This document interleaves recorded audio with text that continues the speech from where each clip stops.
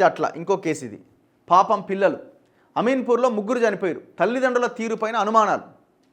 చాలా డిఫరెంట్గా ఉన్నది అసలు ఈ విషయం. ఈ ముగ్గురు పిల్లలు చనిపోయారు పాపం. గౌతమ్, మధుప్రియ, సాయి కృష్ణ. ఎంత ముద్దుగా ఉన్నారో చూడండి. ఎక్కడిది? ఈ పటాన్చెరు అమీన్పూర్ దగ్గర. అమీన్పూర్ దగ్గర ఇది తలకొండపల్లి అట. విషయం ఏంటంటే పెరుగన్నం తినారు, పడుకున్నారట. ముగ్గురు పిల్లలు పడుకున్నట్టే చనిపోయారు. తల్లి అరవడంతో, కేకలేయడంతో వాళ్ళు వచ్చి హాస్పిటల్ తీసుకుపోతే ఆమె ట్రీట్మెంట్ తీసుకొని బతికి బయటపడ్డట్టున్నది. మరి ఆ ముగ్గురు పిల్లలు ఉత్త పెరుగన్నం తింటే ఎట్లా చచ్చిపోతారు? అయినా విషయం పెట్టి ఉంటారా? ఇగో ఆ దంపతులకు 10 ఏళ్లలోపు వయసున్న ముగ్గురు పిల్లలు ఉన్నారు. రాత్రి చిన్నారులతో కలిసి భోజనం చేసి పడుకున్నారు. తెల్లవారుజామున భార్య కడుపు నొప్పి భరించలేక హాహాకారాలు చేయగా పడుకున్న ముగ్గురు పిల్లలు పడుకున్నట్లుగానే చనిపోయి ఉన్నారు. భర్తకు ఎలాంటి హాని జరగలే. అతడే భార్యను చికిత్స కోసం ఆసుపత్రికి తరలించాడు. సంగారెడ్డి జిల్లా అమీన్పూర్లో ఈ ఘటన జరిగింది. ముగ్గురు పిల్లల మృతికి తల్లి తీవ్ర అస్వస్థతకు విషాహారమే కారణమా? పిల్లలతో కలిసి తల్లి ఆత్మహత్య చేసుకోవాలి అనుకుందా? లేదంటే ఈ ఘటనలో భర్త ప్రమేయం ఏమైనా ఉందా? కొన్నాళ్లుగా భార్యాభర్తల మధ్య గొడవలు జరుగుతూ ఉండడంతో ఘటన పైన ఇలా తీవ్ర అనుమానాలు వ్యక్తమవుతున్నాయి. పోలీసులు వెల్లడించిన వివరాల ప్రకారం రంగారెడ్డి జిల్లా తలకొండపల్లి మండలం మెదక్పల్లికి చెందిన అవురిచింతల చెన్నయ్య ఉపాధి కోసం 20 ఏళ్ల కింద హైదరాబాద్ పోయిండు. మొదటి భార్య చనిపోయింది. చనిపోవడంతో 2005లో రజిత అనే ఇంకొక అమ్మాయిని రెండో పెళ్లి చేసుకున్నాడు.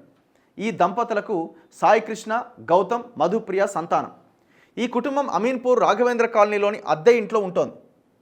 చెన్నయ్య వాటర్ ట్యాంకర్ డ్రైవర్గా పనిచేస్తుంటే రజిత ప్రైవేట్ స్కూల్లో టీచర్గా పనిచేస్తోంది. అయితే రజిత పైన అనుమానం పెట్టుకున్న చెన్నయ్య ఆమెతో తరచుగా గొడవ పడేవాడు. అతడి వేధింపులు భరించలేక ఆమె పుట్టింటి కూడా వెళ్ళిపోయింది. పెద్దలు నచ్చజెప్పడంతో చెన్నయ్య, రజిత మళ్ళీ ఒక గూటి కింద చేరారు. భర్త తనను మళ్ళీ వేధిస్తే పిల్లలతో కలిసి ఆత్మహత్య చేసుకుంటాను అని అప్పట్లోనే రజిత హెచ్చరించినట్లుగా తెలిసింది. గురువారం రాత్రి 8 గంటలకు చెన్నయ్య, రజిత పిల్లలతో కలిసి భోజనం చేశారు. రజిత పిల్లలు పెరుగన్నం తినగా చెన్నయ్య పప్పుతో భోజనం చేసిండట. అంటే ఆయన పెరుగన్నం తినలే. అనంతరం వాటర్ ట్యాంకర్ ట్రాక్టర్ను తీసుకొని చెన్నయ్య చందానగర్ వెళ్ళి రాత్రి 11 గంటలకు ఇంటికి వచ్చి పడుకున్నాడు. తెల్లవారుజామున 3 గంటలకు రజిత కడుపు నొప్పి అంటూ నిద్రలేచి బిగ్గరగా రోధించడంతో చెన్నయ్య ఇరుగు పొరుగు వారి సహకారంతో ఆమెను ఆసుపత్రికి తరలించాడు.